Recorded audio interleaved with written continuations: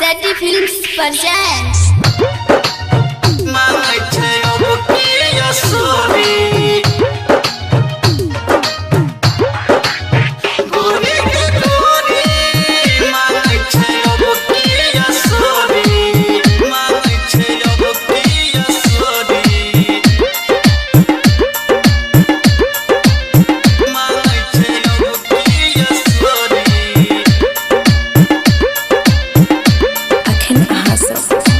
पवन पुरवैया सहनी के गोरी के गोरी मांगे छे अब किया सोरी गोरी के गोरी मांगे छे अब किया सोरी हमारा नाम पर तो किए हमारा नाम पर तो किए फर लही दे हल हमर चोरी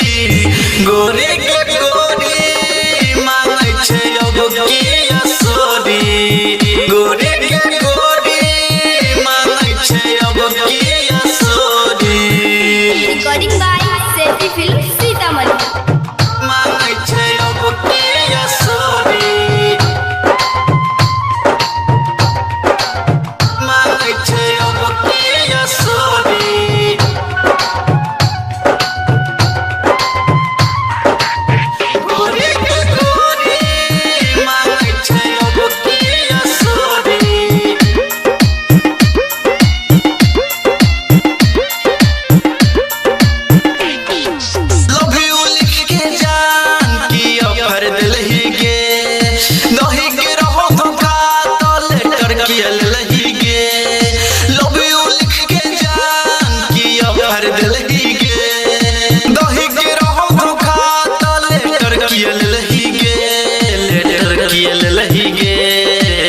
गोरी के गोरी मांगे छे अब किया सोरी गोरी के गोरी मांगे छे अब किया सोरी हमारा नाम पर तो किए हमारा नाम पर तो किए फर लही दे हल हमर चोरी गोरी के गोरी मांगे छे अब किया सोरी गोरी के गोरी मांगे छे अब किया सोरी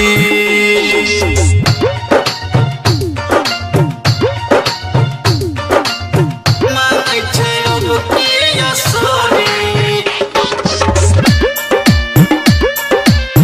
मांगे छे अब किया सोरी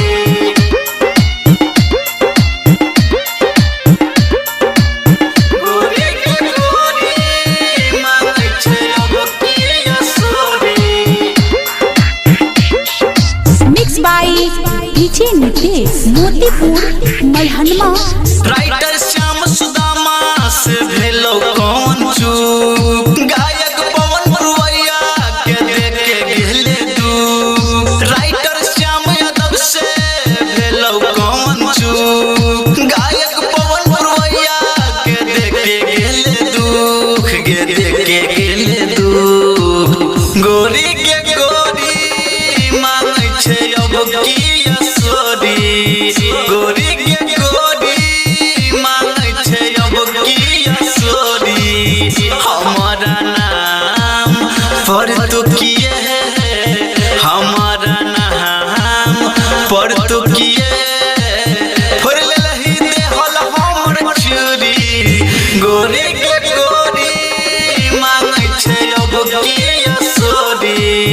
गोरी के गोरी मांगे छे अब किया सोरी Seti Films Recording Studio Sitamarhi।